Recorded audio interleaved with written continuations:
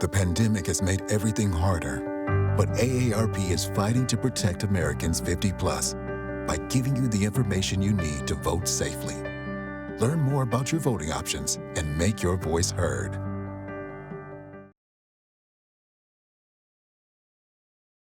So if you've got one you'd like to submit, the cards are out in the hallway and they will get those questions to us.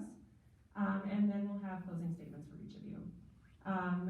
Every question and introduction and closing statement will be 1 minute. Timekeeper will have a yellow and a red flag. Betsy over here is our timekeeper. Yellow is 30 seconds. Red flag is a minute. Because there are so many of you, we are going to be pretty aggressive about cutting you off. Sorry, at the time frame. So if you'll watch for her, that would be great.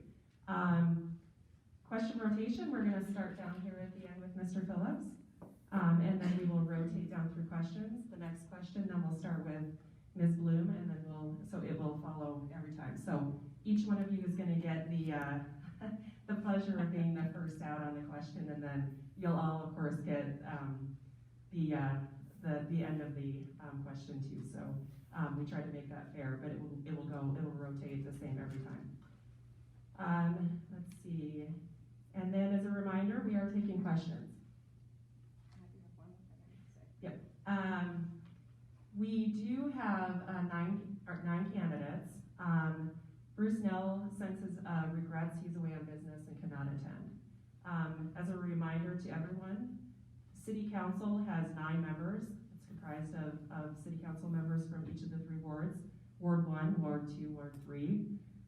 This year, there are 2 positions open in Ward 1. There are 2 positions open in Ward 2, and there is 1 position open in Ward 3. With that, we're going to go ahead and get started. And one more announcement. So I forgot to mention, you'll notice that the candidates, they are free to either wear their masks or not wear their masks, and we have them spaced out. But I appreciate all the audience who is respecting that. As a library program, we're asking that everybody wear their mask to cover both their nose and their mouth. And thank you for sanitizing as you entered. So there you go. Wonderful. So just a reminder, I'm Kylie Clark, and I have our first question to Mr. Phillips, our candidate self-intro for 1 minute reminder. What motivates you to want to become a Casper City Council member? 1 minute. Okay.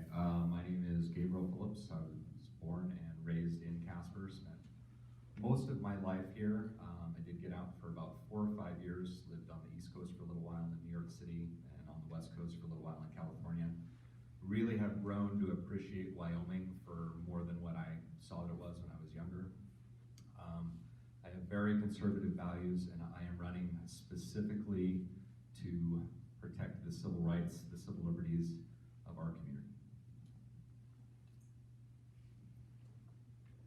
My name is Margaret Bloom. I moved to Casper when I was 6 with my single mom, and strict budgeting has always been part of my life. I think that there are some budgeting things that I am interested in as far as the city goes. I would call myself a fiscal conservative, and that's a little bit of my focus. I also feel that perhaps the city does not need to be, or government in general does not need to be involved in private matters as much as we're seeing our entire country kind of move. So that also is a motivator for me.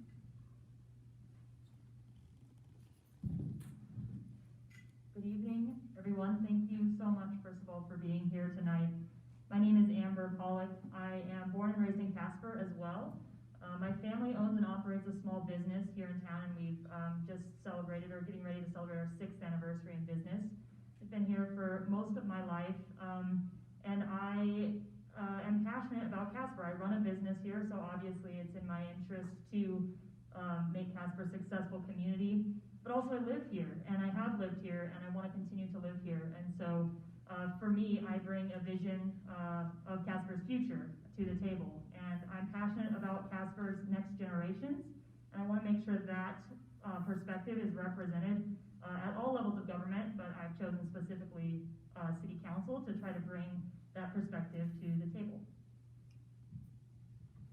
Evening, everyone. My name is Edith Allen.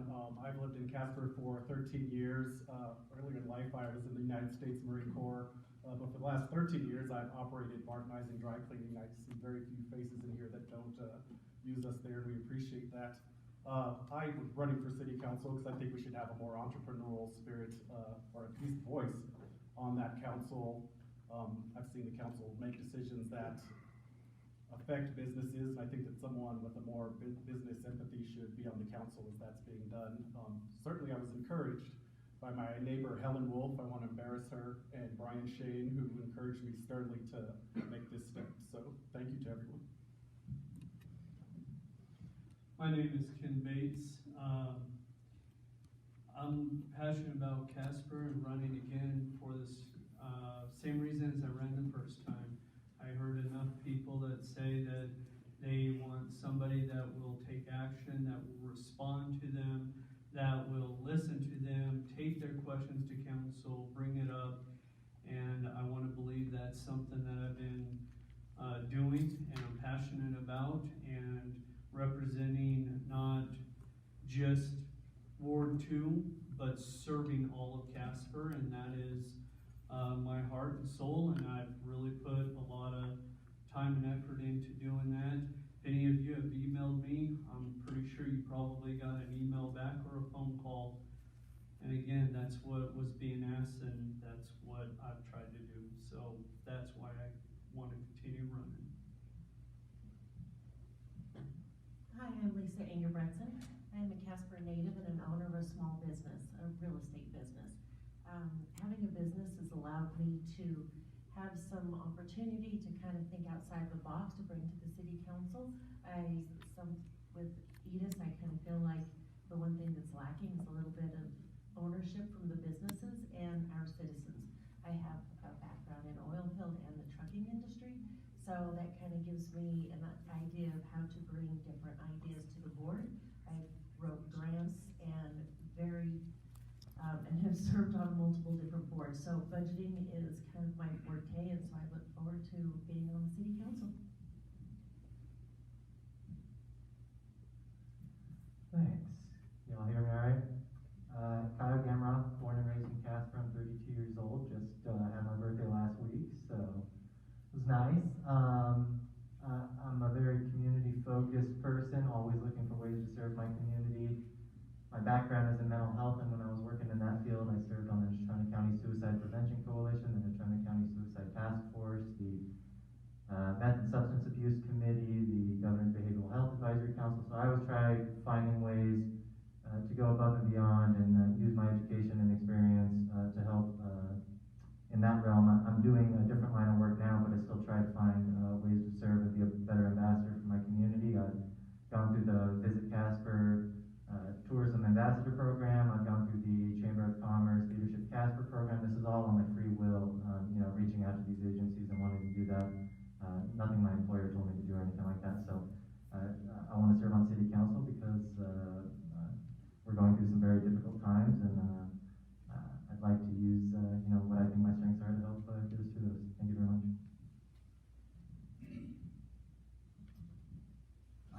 Is this on? Okay. I'm Steve Caffey. I am not a Casper native. I was born and raised in Kansas City, spent time in the military, graduated from the University of Kansas, went to work for Conoco, lived in Lake Charles, Corpus Christi, Hobbs, Farmington, Pampa, and then here in 17 years. So we moved quite a bit. We got here in 91. Conoco closed the office in 94, and I started my own consulting business. And have been successful at that. Took a partner in 05 and merged with Goolsby Finley and Associates May 1. I believed in small business. That was why I ran for council the first time. Currently, I am working with the massage therapists in writing the ordinance that they would like, not one that council is trying to cram down their throat. So that is one of my things as well, is that private business, small business are very important to this community. That's what runs this community. And so that's why I continue to be and want to be on council. Thank you. I'm Mike Mcdusk, running for Ward 3. I was born and raised here in Casper. I started my first business here in Casper at the age of 14. I currently run a small business consulting firm. I work with entrepreneurs on a daily basis, so I'm so excited to see so many fantastic candidates that are local business people. I agree with Steve. The small business is what runs the city, and we need to make sure that we take care of them. My parents always instilled in all 12 of their children that we should be serving others. We're here on the earth to serve other people, so I always wanted to serve other people. I'm currently a member of the Casper Rotary Club, have been since 2008. I've had the privilege of being Santa Claus for the Rotary every year, and I really enjoy that. Last 2 years I've been Santa Claus up at the event center, so I love serving the community, and I especially like seeing the smile on our kids' faces. Thank you. Next round of questions. Lisa's got some hand wipes, and then we'll put one down on the other end in case anyone would like those in between. The next one, it will be for Ms. Bloom. This is an audience submitted question. How much time do you feel this position requires? How many council meetings have you attended in council meeting chambers? And I'd just like to remind everyone, if you need the question repeated, you can ask to do so, and your time will start after I repeat, or Kylie repeats the question. So, thank you. Thank you. I have attended a handful of meetings. I've also watched online when they were closed. I heard on the radio a gentleman say that, I think it was Glenn Woods, that the best communities are the ones whose city councils don't meet very often. I think there's some validity in that. I'm willing to show up on a daily basis. However, I don't believe that the city council needs to be constantly meeting to establish more rules and regulations and ordinances and fees and fines and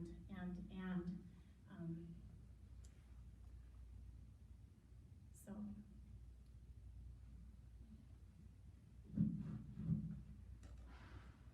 I have also attended a handful of city council meetings. I don't go all the time every Tuesday night, but I have participated in the process multiple times on specific issues that are important to me, where I have either brought something to the attention of council or participated by giving testimony in front of council. So I participated in the process quite a bit. Also in advisory capacities, advisory committees, that sort of thing. So I'm well accustomed to attending lots and lots of meetings. I do like aspects of that because I enjoy the collaboration and the discussion that happens, but I also agree with Margaret a little bit that I think we do need to be cognizant of what we're asking of our city council members in terms of time, and making sure that we're asking them to attend meetings that really are important, that they really do need to be there for, because ultimately this should be a job that a regular person with a job outside of it can do and do both successfully. I've been to every city council meeting since the primaries except for one or two, and with that I've gained respect that probably is a 40-hour-a-week thing, that those guys are doing things that are going on not during those meetings as well, and I'm fully ready to commit that level of time and work to the process.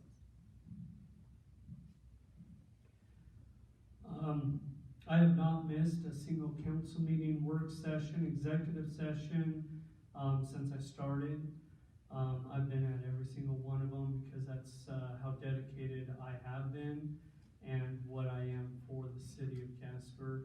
Prior to that, when I decided to run, I decided to attend every council meeting.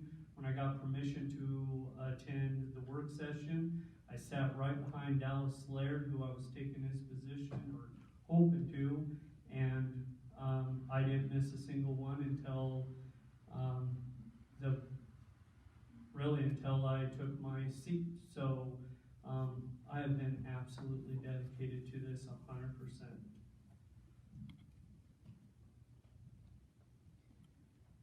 I have attended multiple meetings over the last several years, and as well as watching them online.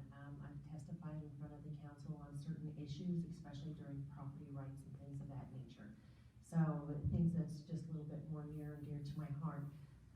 As for the city council and the time, I believe that some work sessions and things are probably gonna last a little bit longer than others, and so whatever it takes, I'm there and I'm fully committed to the job.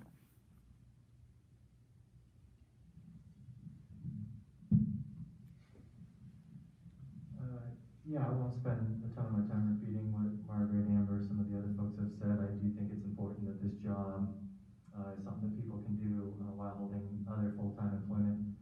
That being said, I am totally prepared to take on what I believe the responsibilities are. I've asked several different council members on several different occasions when I've met with them. They've all said it's about a 40-hour week gig, so I'm totally prepared to handle that. I'll probably have to pull back in some of the other areas. Like I said, I serve on a local children's museum. I'm a member of Rotary Club, and I help with some of the stuff they're doing, and so I'll probably have to pull back to maintain a healthy work-life balance. But I've already met with the Interact Club, the group of young folks that petitioned the City Council to start the Casper Youth Council. I've met with them since that meeting and told them anything I can do to support them, I'm more than willing to do it. I've held several coffee with a candidate events at Scarlow's Gallery and at Bourgeois Pig, encouraging members of the public to come ask me questions about City Council, and in exchange I'll offer to buy them their drink. I went to the Visit Casper breakfast last week that they invited us all to, and so yeah, I mean, more than happy to serve that. Yeah, looking forward to it. Thanks. The other people here are speculating on time commitment. Basically, there's a work session, there's a regular council meeting the first and third Tuesdays of each month. Pre-meeting starts at 5:30, meeting starts at 6 o'clock. Those meetings are normally not over before 7, and they have run till 11. The second and the fourth, the work sessions start at 4:30, and they normally last till about 8 o'clock. Along with that, you are assigned committee assignments. I am on the Joint Powers Water Board that controls the water plant. I am on the CNFR committee, which meets monthly. I am on the Hall of Justice Joint Powers Board that meets quarterly. Anyhow, you see where it's going. Right now, I am working with the massage therapist about an hour and a half to 2 hours weekly with that meeting, plus then dealing with the city attorney and his staff and writing the ordinance. It becomes a 20 plus for a regular council member and close to 40 for a mayor, probably. Yeah, what they all said. It involves a lot of time, and that's one of the reasons that I am running now, is because I have more time than I have in the past, and an opportunity to serve, and I want to be there to serve. So. Can I get part of his minute and a half? I'm going to tell him how many pages of paperwork we can win. I've been to probably a dozen city council meetings over the years. Generally, the hot topic issues tend to gather me down there at times. I just want to get down and get on the mic and put in my two cents about things. As far as the hourly commitment goes, seems about right. Seems par for the course. I agree with what Margaret was saying earlier in that you have a lot of complaints about politicians is that they rarely ever meet and they rarely ever do any work, but I think that's probably a good thing, because the more they legislate, the more rules and regulations get implemented. So I'm all right with the workload. Seems like in order to be really good at this, though, you have to throw in a lot of extra hours. So got to squeeze them in. But like everybody else has pretty much said, in order for this to be a position of representation, it has to be set up so that a working man can do the job of council. Or woman. All right, Ms. Pollock. Yes. Next question. Rather than a broad generalization, what is one specific policy or program you would like to see happen? Specific, I think I'd call it a program that I'd like to see happen is sort of a digital presence maintenance program for the city of Casper. I think that really everything that council does and says becomes part of our digital presence. So when people are Googling us to say, should we visit? Should I move my business there? Should I move my family there? All that becomes part of our landscape.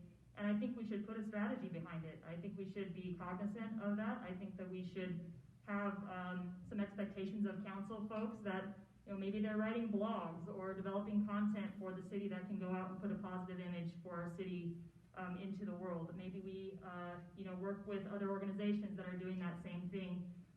So to me, that's something that really wouldn't cost any money, but could do a lot of good for our city to make sure that we're projecting a positive image of ourselves to the rest of anybody who might be looking at us.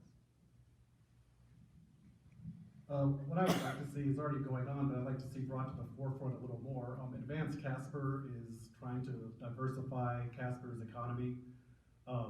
It seems like it's difficult for them to get their message out. I would like to see the city council and the city as a whole embrace them more and showcase some of the fine ideas that they are bringing about. I'm going to echo with what he said about Advanced Casper and working with them of ideas that they have. I'd also, can you repeat that question again? Certainly. Rather than a broad generalization, what is one specific policy or program you would like to see happen? What I'd like to see is more focus on our parks and recreation as well. Advancing that for people don't come here for our fire department or our police department, and for that, when people come here, they want something to do. They want something. I'd like to focus more on what we can do in our parks to draw people, and also for our families. Families like going to parks and having things to do for their kids, teens, and the more we can put in, I think the better our economy would be as well. I have a couple. So one of the things I would like to see is enhancing the community gardens, and perhaps there is one currently being done over there on the east side across the street from Menards, and then I'd like to see another one on the west side, something that the community could get together and then have sustainable, teach the youth about gardening and then sustainable growth. And then the second thing is to enhance the Nextdoor app, and then perhaps enhance that in a way to where it could lessen the duties for code enforcement, so that if you have an elderly late neighbor that maybe can't mow their lawn or something, somebody could put that on the app and then call the neighbors in and bring the community together instead of us just being divided.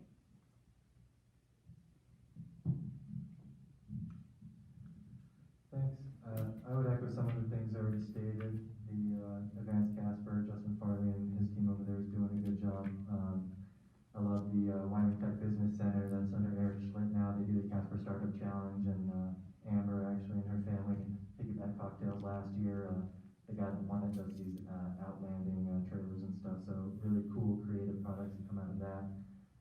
As far as programs typically cost revenue, and I haven't stated it here tonight, but it is very important for me to be fiscally conservative in these times. There's been some recent decisions made on council that I don't feel are as financially fiscally conservative as we should be at these times, because really we don't know what's going to happen these next 6 to 12 months, so we should be very conservative as far as that goes. Policy-wise, I like Casper Youth Council. Like I said, I've already reached out to them. When I was working in mental health, there was a program called an ANGEL program, which people that are actively misusing drugs can turn in illicit drugs and paraphernalia to the police department and be immediately referred to treatment without getting charges. I don't know whatever happened to that. I haven't seen anything about it in the past couple of years, but mental health, treating substance abuse as a public health issue, that's important to me, so thanks. I like it. You're better than the ones on TV. So are you. My one concern is there is a lot of talk along the table here about expanding programs. And I am in favor of amenities, but we shouldn't continue to expand amenities and expand programs when we are having to lay off, furlough, and freeze wages of city employees. City employees are our most valuable asset, and we have devoted over $1.5 million to expanding the trail system.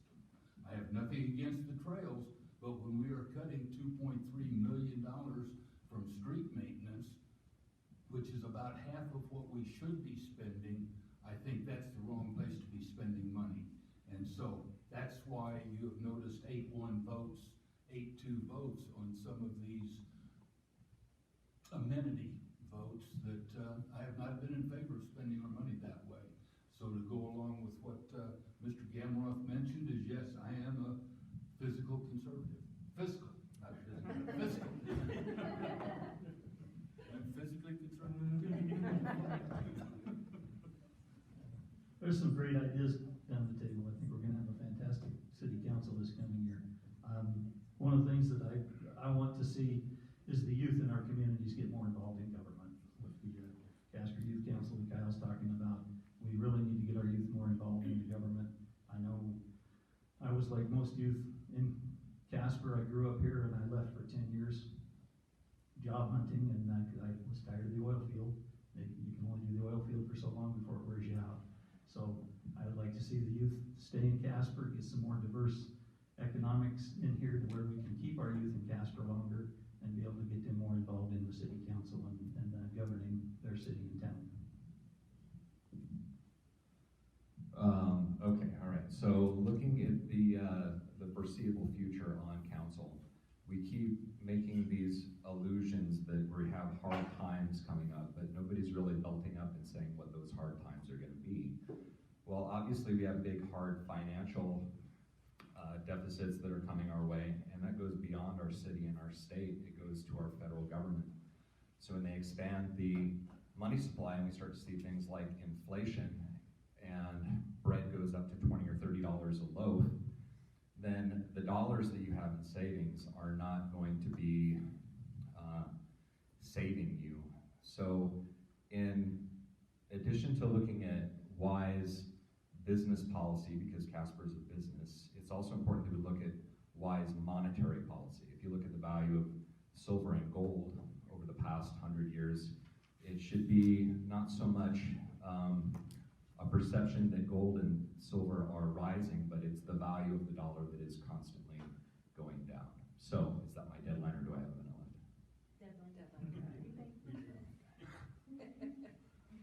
I'm going to piggyback on the budget thing also.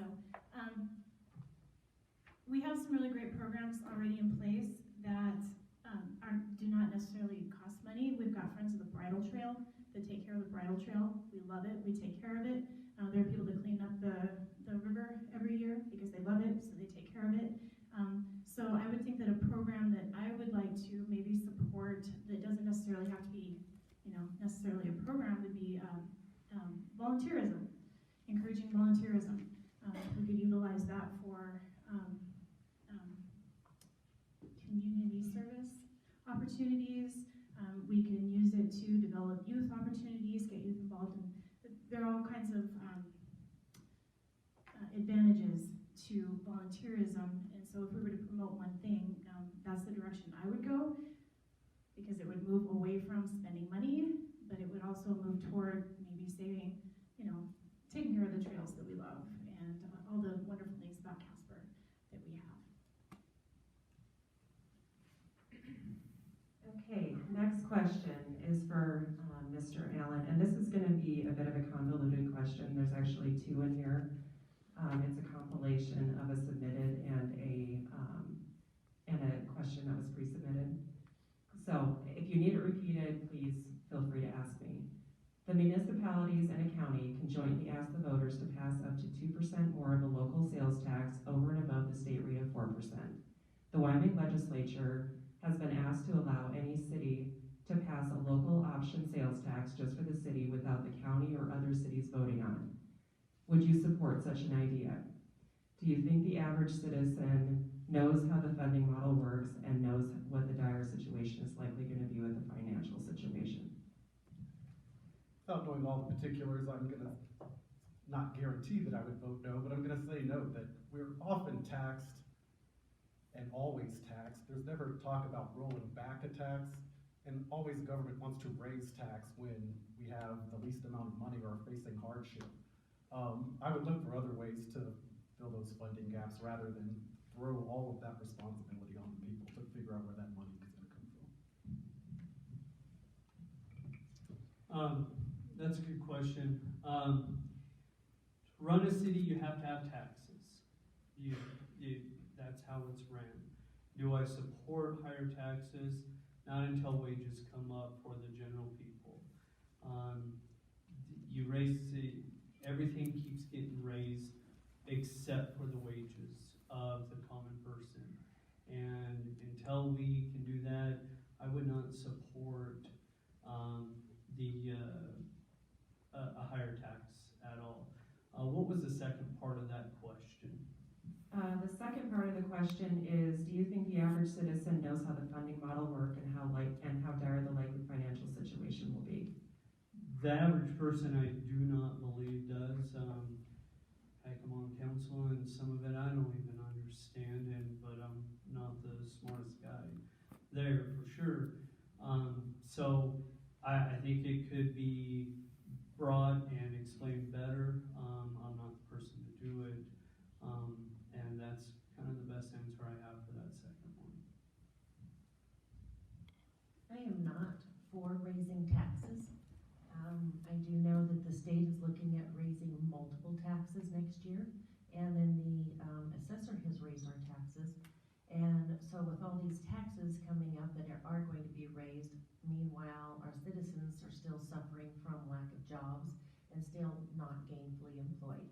So instead of taxing our citizens, I think it's more responsible for the council to try to run within their budget and try to look at to where we can cut costs and push some of those costs into some other areas versus just taxing the citizens.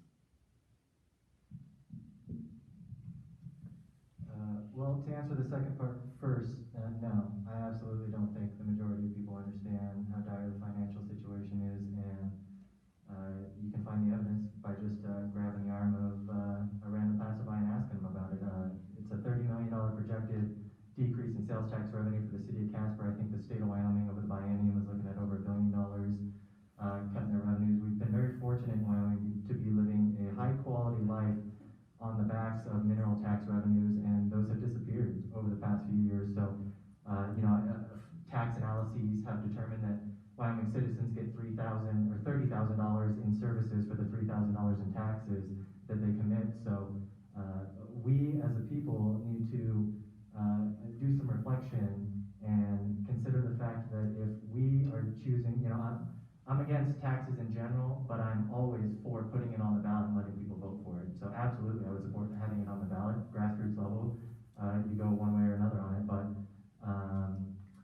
it's a bad situation we're in, and people need to catch up. It's going to get worse. So. I would have to agree with the second part, that the average citizen doesn't understand the taxing situation.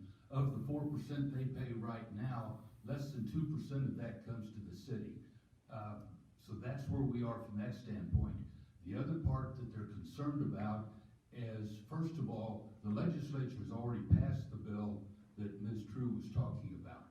So that is a law now. But it does come down to the citizens having to vote on that. We cannot, as a council, pass that to raise taxes. The other part of it is, back when they took the tax off of food, the state legislature said they would make that up for the cities and towns. And there's been a direct distribution of about $105 million every year from that to the cities and towns, not just to Casper, but to the cities and towns across the state. With the straits that the state is in, there's considerable concern that that $105 million is going to go away. If that goes away, this city and every city in this state is going to be in severe financial straits. I agree with the second part as well. I've had many conversations with a lot of people about taxes and where the taxes go and how we pay for things, and the average citizen that I've talked to has no idea how dire the situation is or where this money is going to come from. I think that as a state, we have failed in not diversifying our economy better over the years. It seems every time we start to diversify the economy, we have another oil boom, energy boom, and so it gets put on the back burner. We're coming to the point where we have to do something in order to raise taxes. I don't like taxes. However, I do understand that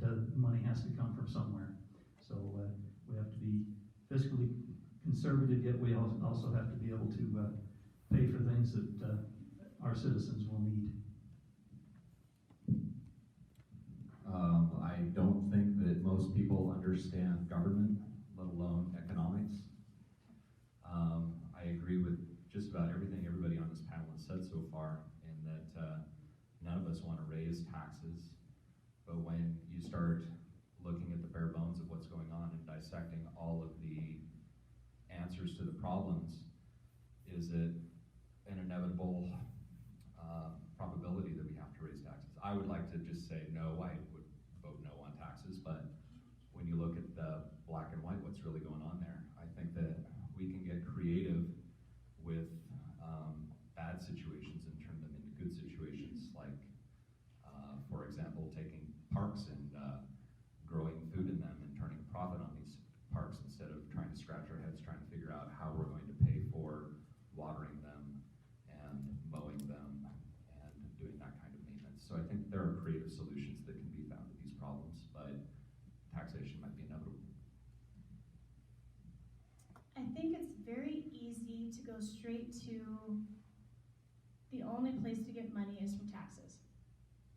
I'm not entirely sure how we got to that. Edith is right, that you raise taxes, but you never lower them. Once the tax goes up, the 5% sales tax, I don't have a problem with that, I always vote for it. However, it's never gonna go away, we have it now. Even with us having the ability to vote for it, it's there. I wonder if there's a possibility of stepping outside of the mindset of the only way to get revenue is taxes. What if we encouraged more small business? What if we encouraged people to make money in the community that would then be distributed in the community that would come back? I run a garbage company. We haven't raised our rates in, I don't know, 3-4 years. When I need more revenue, I work harder. I expand my services. I don't raise my prices.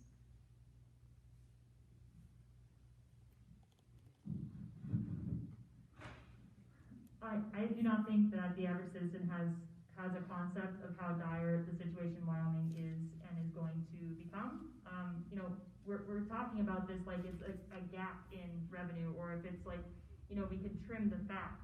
It's not a trim the fat situation. We're in a lop off some limbs type of situation. It is the direct result of massive structural imbalance in the way the state makes money and is able to distribute it to communities. So because the legislature has failed to correct that structural imbalance, I think it's incumbent upon them to provide local options. So allowing for ballot initiatives to come to the communities so that we can say, you know what, we don't want to see a cut in our services. We're going to vote as a community to support it through an additional sales tax or something like that. To me, community options are critical, and this is a discussion that is going to become really familiar to everybody in this room because it's going to start to affect every person. It's not going to be like those people got cut over there. It's going to be we all did. Thank you. Speaking about cuts, Mr. Bates, this is for you. In 2017, the council started taking steps such as bringing an outside firm to review the police department. And last year, the council approved the purchase of new forensic equipment. Should the city invest more in social services for victims of violent crimes?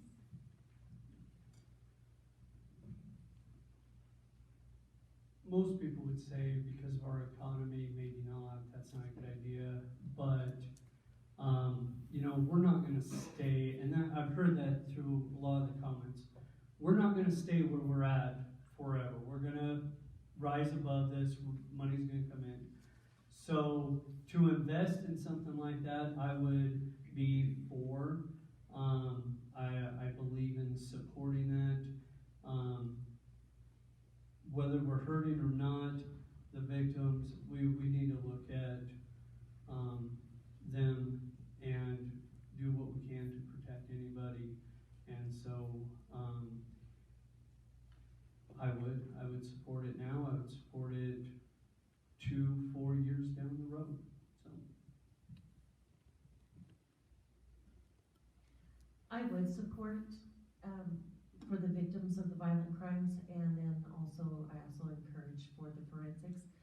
I've had a unique position to kind of see how COVID has affected people staying in homes, and the crimes have gone up, and the family violence and things, and so I really believe that we need more personnel on the ground. We need to be able to process these cases faster, and we need to be able to get these things to the court system a lot quicker. And right now, we do not have what it takes to get this done in a timely manner. I'll be honest, I don't know a lot of the particulars about, what the police department currently does to support victims of violent crime, what else they could be doing, how much money we're spending currently, or how much would be available to expand those services. So, that's something I would definitely like to learn more about. I would certainly reach out to CAP, Child Advocacy Project.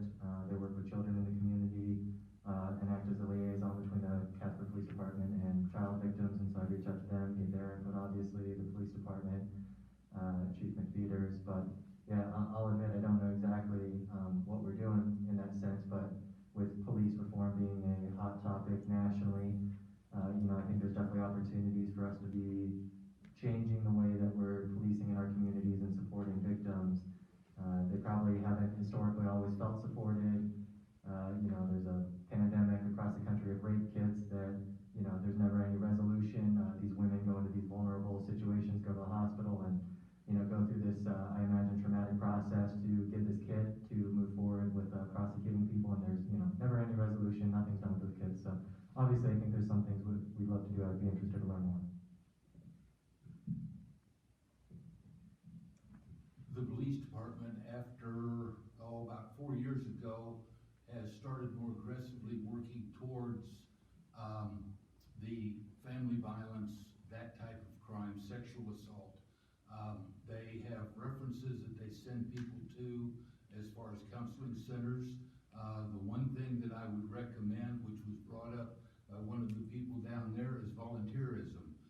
The fire department actually has a fire victims fund that is funded by private donations. So I think that would potentially be a very good way of getting community involvement as well. And so, yes, victims do need help, and they do need counseling, and they need to get on with their lives. And that is a big part of what needs to be done.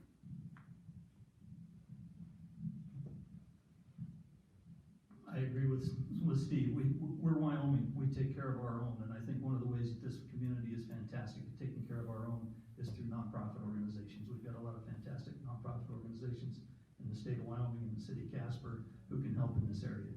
Victims absolutely need as much support as we can give them, and I think that the best way to do that is through nonprofit organizations, and donating our time, our energy, and our money to those organizations to help get that taken care of.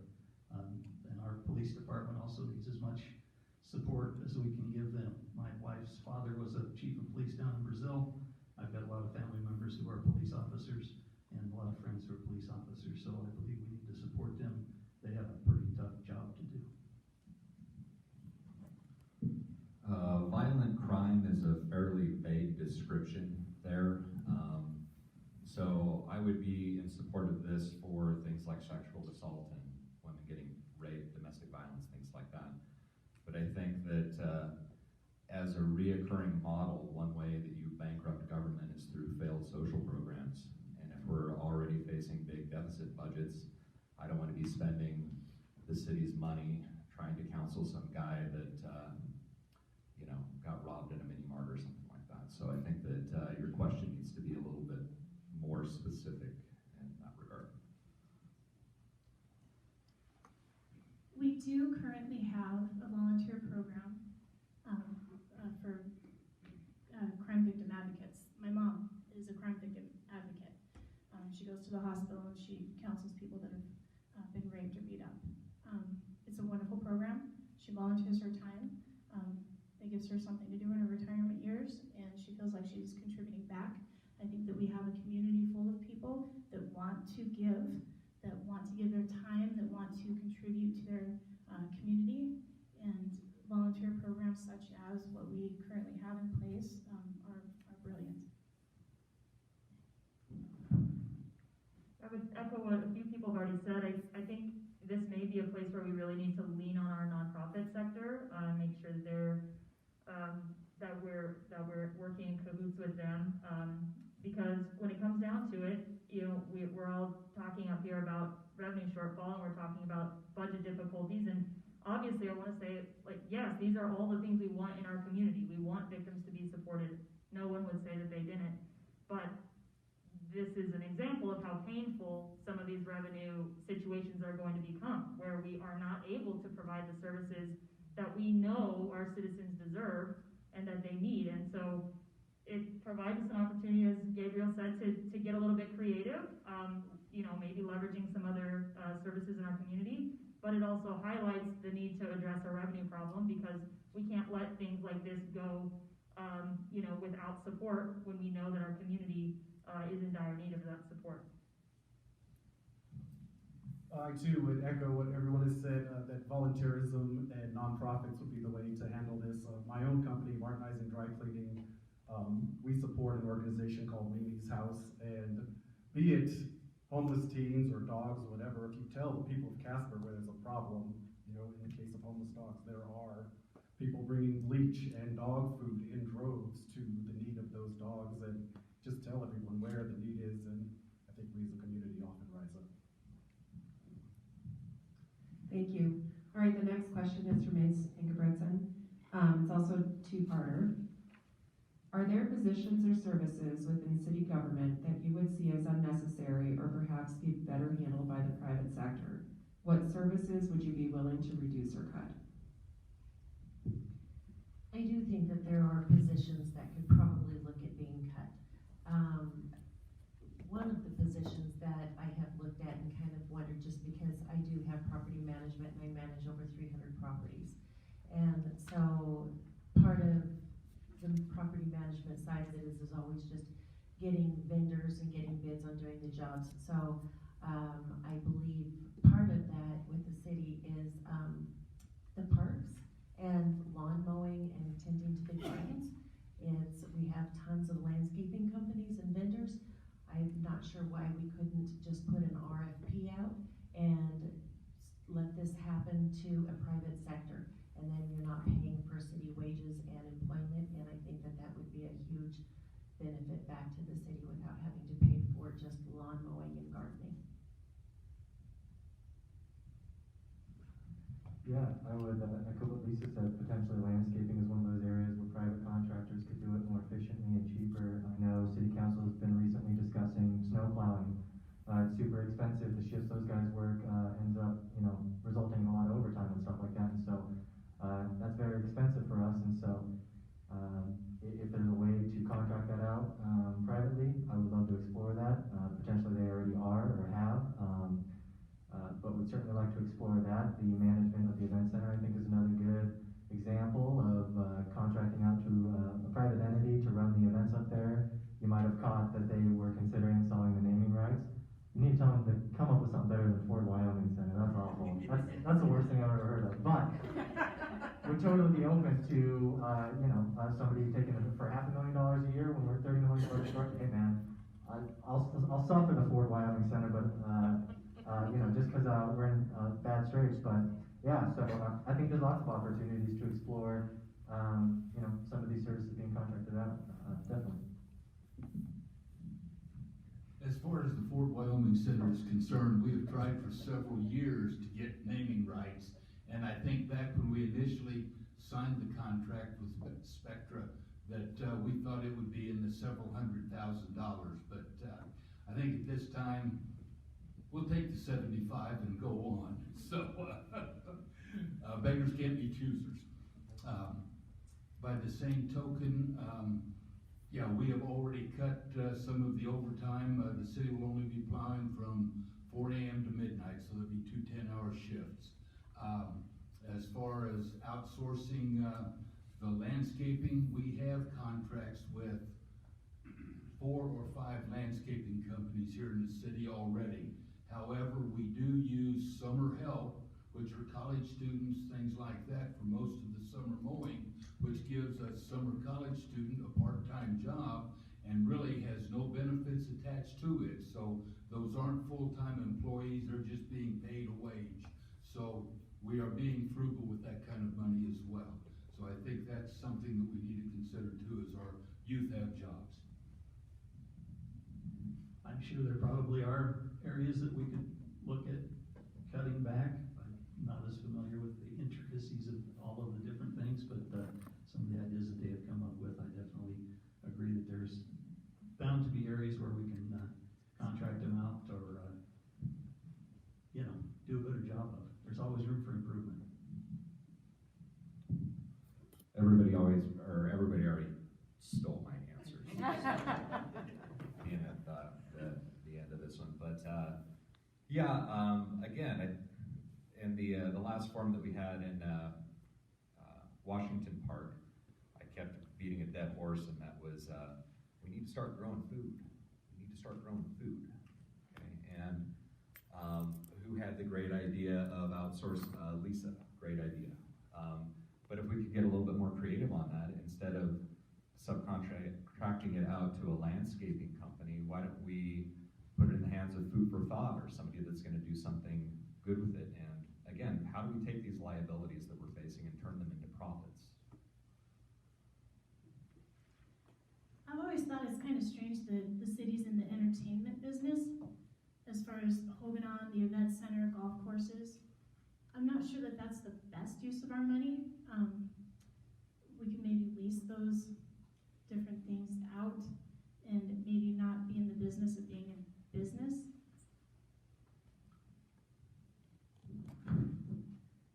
So for me, I think that the first place to look, and I'm sure a lot of looking has already been done here, are in city services that require a lot of equipment. For us to have the equipment on hand, it depreciates, you've got maintenance, there are a lot of costs beyond just the cost of the employees to run them, and so people have mentioned landscaping, maintenance. To me, those things where we gotta keep a lot of equipment on hand would be the first place to look. I think if we are gonna run facilities, which I fully support, Hoganon, events and that sort of thing, we do need to make sure we're running them like a business. And so I've talked to Ken Bates about, Hoganon running year round for mountain bikers and things like that. I think that there are a lot of opportunities where we can, if it were an independent business, we would run it differently, potentially than it's being run now. And we would look for ways to make money at every turn, ways to monetize all the things that we're doing. And so I think, that's something that we should be considering with those facilities. I agree with a lot that Amber said, and to broaden on that, there's a thing called business momentum where you always do things a certain way, and then something new comes, and the business momentum needs to be changed. And what that is that we've always done it this way. You've got to get your people thinking in a different way. And so back to what Amber was saying, I would apply that to the golf course. If you look into markets like Arizona, they have their golf courses zero skate to the natural terrain, because pumping water into a golf course in Arizona would be bankrupting of its own. Perhaps we could do that with our own golf courses, where we have a natural Wyoming landscape which doesn't require so much energy and overhead to maintain, and then market that come Golf Wyoming. That, it's not Scotland, it's not Arizona, it's Wyoming, and business people think like that at every turn. How am I going to make more money? And I think that privatizing these entities would bring that type of creativity to them. So I'd like everybody to take a step back. And if anybody looks at the Casper Event Center and what they had set for this summer would have been phenomenal, and the revenue would have been amazing. You look at, take a step back to look at the golf course. The golf course has been in black for a super long time. They are doing really well. They bring in a profit. They don't lose a profit. Hoganon, I think we need to look at visionary. And a lot of these, I don't think we need to privatize. We need to look at those who are running it, and are they visionaries? And the more people that are visionaries of what each aspect of the city could be, as in some of our parks have a garden, that's a vision. I think we need to look at more of the people that are running it and being visionaries than I think privatizing everything to save money. Thank you. Mr. Gamra? This past summer, the Southern Christian Leadership Conference worked with the Casper Police Department to hold a prayer vigil after the murder of George Floyd, during which a plan of action was put forward, which included the creation of a citizen and first responders collaboration board and increased public awareness of officer experiences and more community outreach. Also, the Sundance City Council just voted to defund their police department based on a budgetary issue. Would you consider implementing any of these proposals, including the one from Sundance? If so, which ones and how? And if not, if you reject all of the proposals, is there a specific reform to the police that you would suggest? 60 seconds, right? It's like a minute and a half. Yeah, I need at least 90. Yeah, you know, I've been following city council, been talking about this, Aaliyah, is that what it's called? The chief of theaters wants to get the police department credential. You know, I forget what the acronym is, but so I don't know much about that program. It sounds pretty cool. I'm already a huge fan of our police department. I think they do a great job. They had coffee with a cop on Tuesday, I think, at the Casper College. Free coffee and donuts. Go up there, talk to a cop. They had the National Night Out a few weeks ago. They make themselves available. As far so yeah, I guess I didn't see the particulars of the suggestions that came out of the vigil. I was there. I was there at the youth one, the Casper Youth for Change on the Wednesday, and I was also there the Friday because I think it's really cool that members of our community get together and you know, speak to things that they're passionate about. I think I spoke at Washington Park about, you know, I don't know what opportunities there are in our police department, but I think we do ask a lot of police officers, and I think police departments around the country are doing some really cool, innovative things. Like I said, the Angel program, where people that are misusing roads can turn in illicit paraphernalia and stuff like that. I'll respect the red card, all right? 60 seconds was tough, but I won't fight you on it. My question is, after that question, are we going to time the questioners? Basically, as Mr. Gamroff mentioned, we just approved going through the accreditation process through the national, and I don't remember the acronym as well, but it's basically an accreditation system nationwide by a national organization that evaluates police departments. And this goes along then with, are you doing things right, or are you doing things inappropriately, and the spread of the right answers. I am very much behind the police department. We have increased our presence in the schools within school resource officers. They are very well liked and very well accepted within the schools. They get a lot of comments, a lot of interaction with our younger people, which we think is great. It appears that potentially by the end of the year, we will finally have a full complement of sworn police officers. We have never been there in the 8 years that I've been dealing with council. So, thank you. I think that our Casper Police Department does a fantastic job of outreach with the city of Casper. As a young man here in Casper, I had my own business, and I got to know just about every police officer on the force, and starting to see our police officers be more like they were back when I was a kid. It's great to see them interacting with the city. I don't think that we need to defund our police. I think the accreditation is a great idea to make sure that they're doing their job properly. They need to do their job properly, and they need the proper training to do so. And I know for the past 3 years, our police officers' salaries have been frozen at the spot that they're in, so we have 3-year people that are still getting rookie pay. So I think that we need to look at our nonprofit organizations again to help the police department with some of the areas that they shouldn't be dealing with, like mental health issues and things like that they don't have the training to take care of. And like I said, Wyomingites help Wyomingites, so we need to do that. Is it on? Okay. I think we got a great police department. Absolutely. In fact, if my bid for city council doesn't work out, I will probably end up joining the police department, if that tells you anything. I thought that Kyle had a really good response to this in the last forum in the park, in that if we're looking at things like budget cuts, you know, maybe we need to look at all of the things that we are requiring of our police officers to do and maybe make cuts in those regards.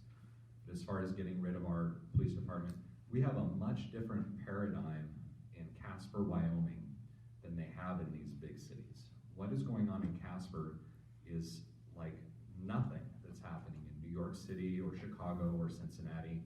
And I like what Amber had to say in the last forum, in that it's kind of a loaded question, in that anybody on this council should be able to say, no, we're not going to defund our police department. The police are the face of the justice system, so they take on a lot of the pressure. I think behind the scenes, okay, I'm going to talk to you as somebody that has been a victim of crime. A police officer shows up, they take the report, that's it. That's it. I've had people confess to committing crimes against me, and when I tried to follow up with that, I was told not to press charges. The police do a wonderful job, but I think they need to be supported by detectives, need to follow up on things. That's been a huge problem for me. And I think the DA needs to support the whole system. The police take the brunt of everything because they're the face. They're the ones that show up after the crime has been committed. But they take the report, and then the ball gets dropped, and then they're the ones that have to deal with it again, arresting the same people over and over. Our jails and prisons having a revolving door. That's got to be frustrating. So I think that maybe looking past the police department to what happens after that should be addressed.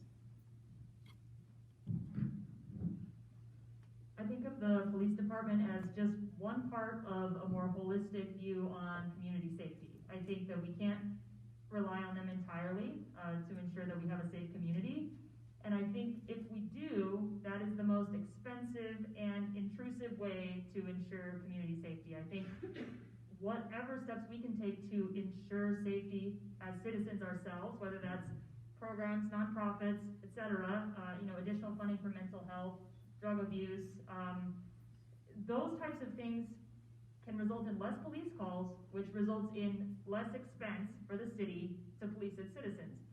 In addition to that, a healthier overall community. We don't want a community that's only good because the police are there to arrest you if it's not, right? We want our citizens to be truly supported in a way that means we don't ever need the police or only in very extreme circumstances. So I think we need to look at it holistically, and I think that we can't have any sacred cows when we're talking about revenue. So it needs to be a fine-tooth comb to make sure it's efficient, just like everything else. We have great police. They maintain very sharp uniforms. They're great guys. We all know them by name. We all get angry when someone hurts one of them. I have an anecdote about the Casper police that I tell my friends that don't live in Casper, and they're always bright-eyed. Once I was pulled over, and the police officer's like, "You have a concealed weapon?" I was like, "I have a concealed weapons permit." He's like, "Do you have a firearm today?" I was like, "No, sir." He's like, "Well, why not?" And so I tell them, like, the police in Casper, get frustrated when I don't carry my weapon. But there are cities defunding their police departments, and they're going to rue the day, and we don't have those issues here.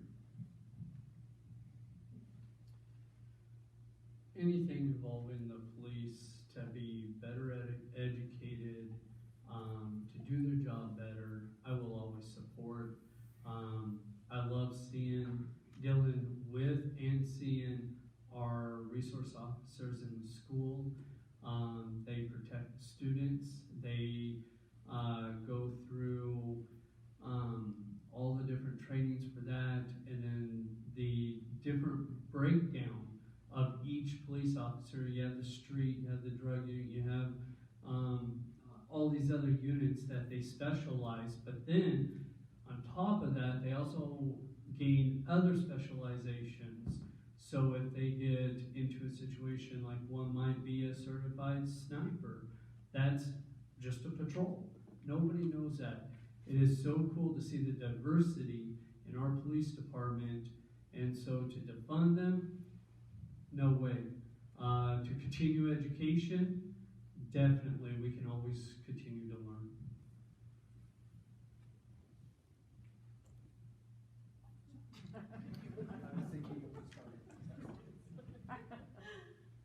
I'm in a unique position to where I actually have to call the police often. Last week, I think it was about 5 different times. I rely heavily on the police, and defunding them, I think that we would be in a very sad state. Unless you are in certain situations, you have no idea what's really out there. And we have a phenomenal police force. I think that they're very respectful. I think they're very kind. I had a situation last week where I did need the police. They came and said, well, we have a different specialty group that can deal with this situation. So they switched off, handed it off to these other gentlemen, and away they went. And I think that the way that they present themselves to our youth and to the community, we need that. They're not abrasive, they're not up front, they're in the community, they're with our youth, and that's what we need. I think it would be a sad world if we defunded our police. Okay, I think my mic is dead. I'm liking this question so far. And you just have to yell it at you.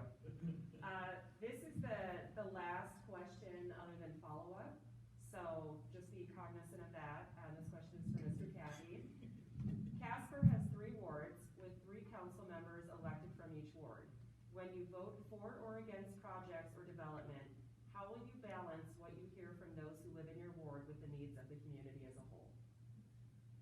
You have to look at both because this is a small community, but you do have to take into account your own constituents as well. So it does become a balance between the two, and when it comes down to it, it's actually the greater good. And that's, I think, one thing that a lot of the population of the United States has forgot about. They are so much me, I, my, that they have forgot about we, us, and them, and that's where we need to come together.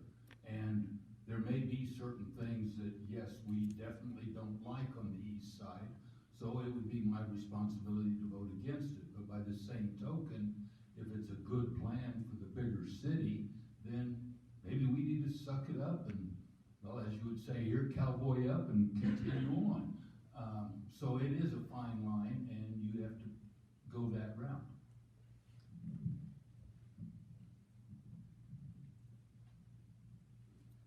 That's a great question. Absolutely, we need to listen to everybody in the city, but we do have the responsibility of taking care of the people in our ward first.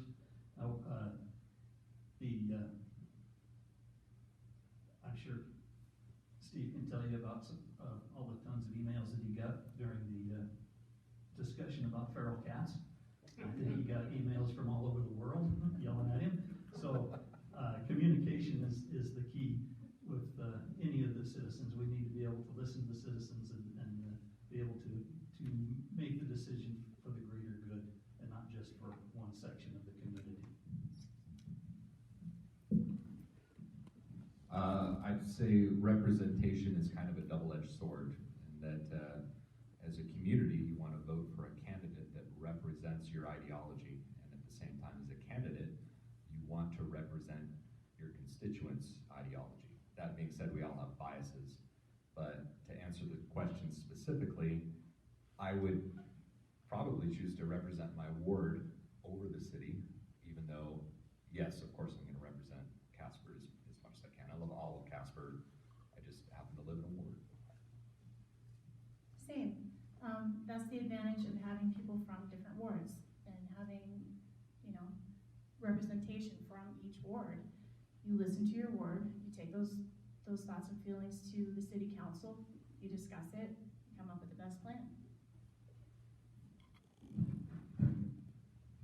I don't have much to add. I think I would take the approach of trying to walk the balance and trying to make the best decision at each turn that I can. As the folks down there said, I don't think you can just do one or the other. I previewed this question in the packet, and I grew up in Denver. I found it almost kind of silly. I don't want to bring down the question, but I live in Ward 2, my office is in Ward 1, and of course I shop in Ward 2, or across the city. So, I mean, I don't think that we can do something that benefits part of Casper that's detrimental to another part of Casper. My neighbors work at the hospital, although we're in Ward 2, Casper's not so big that you're doing anything that's going to be super beneficial to one group that isolates another, I don't think. So when I ran, I said I would represent my ward, and that's what I have done, whether I look bad or my ideas, or not my ideas, my constituents' ideas were thrown out of council. I still brought up, but the way I look at it is I represent Ward 2. I serve all of Casper from Ward 3 to Ward 1 and 2. And I respect the city employees that say, hey, this is what we want to do. It is a balance between it all. And if I think it's going to help the growth of Casper, I will go with the city. But if the majority of my ward or the majority of the city is saying, no, I'm going to go with them. And that's how I vote. Casper is ultimately a very small town. I do business throughout the entire Natrona County and into Commerce County. So I do represent my ward, but ultimately I'm going to be responsible, and any decision that the city council is going to make is going to come across to any member of the city council, regardless what ward you're in. So the feral cats, everybody's going to get hammered on feral cats. So it doesn't matter which ward you're in. So although that I am representing Ward 2, I will be representing the entire city of Casper. I feel bad not using all my time, but I'd have to just be repeating what most everyone has said. I don't have anything that's really novel or unique.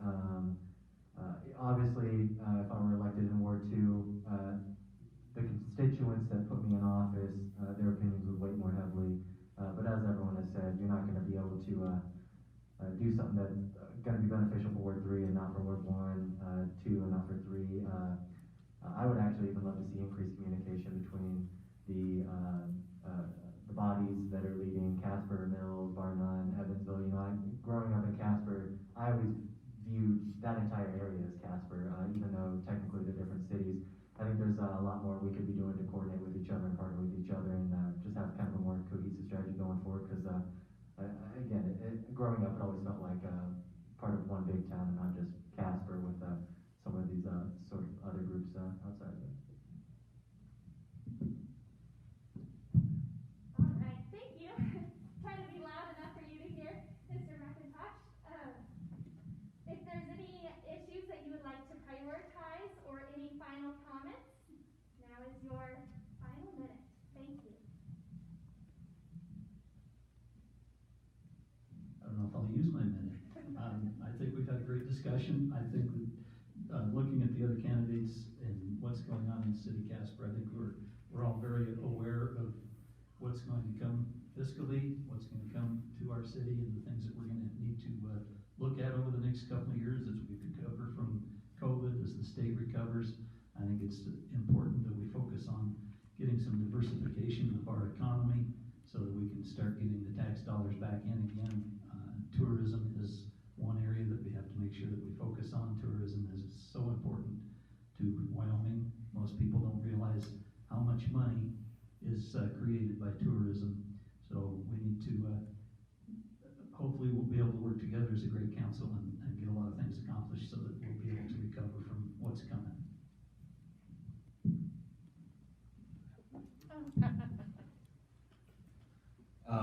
Okay, just to piggyback on my opening, what we've seen this year, we've seen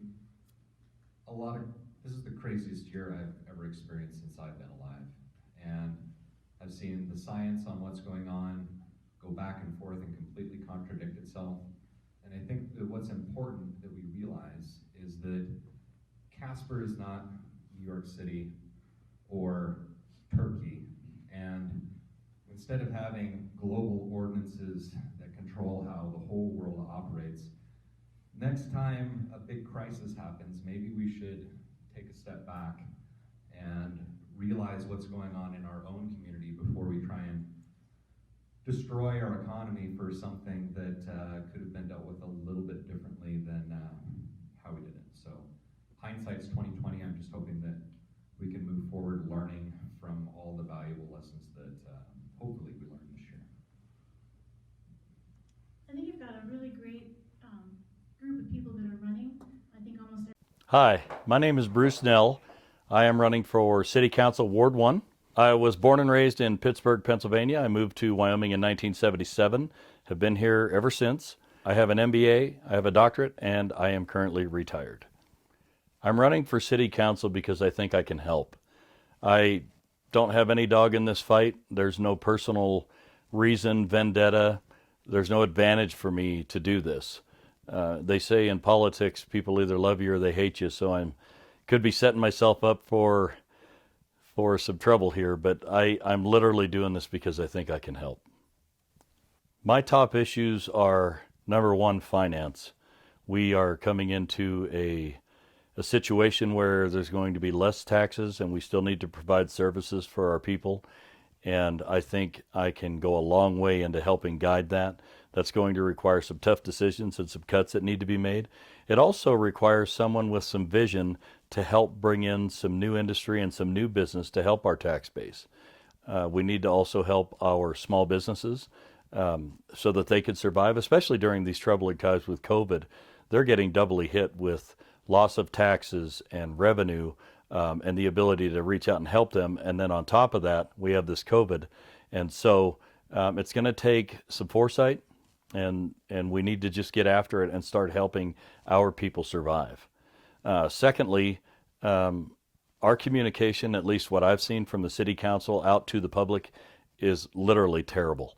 They don't seem to represent the majority. They want to tell you that they are, but when you look at the numbers and see the decisions that are being made against the majority of the public, it makes no sense. We are literally elected to do and speak for our constituents. And when we're going against that, we shouldn't be doing that. So one of my biggest goals is going to be to create some camaraderie amongst the council itself so that we can all get along better and to communicate better with the public and through the press so that people understand why we're doing things. And transparency, I guess, is a great word to use. And lastly, I can bring a level-headedness to the council that's desperately needed. I have integrity. I do the right thing, even when people aren't looking. And I think we desperately need someone like me who's willing to stand up for what's right and see it through.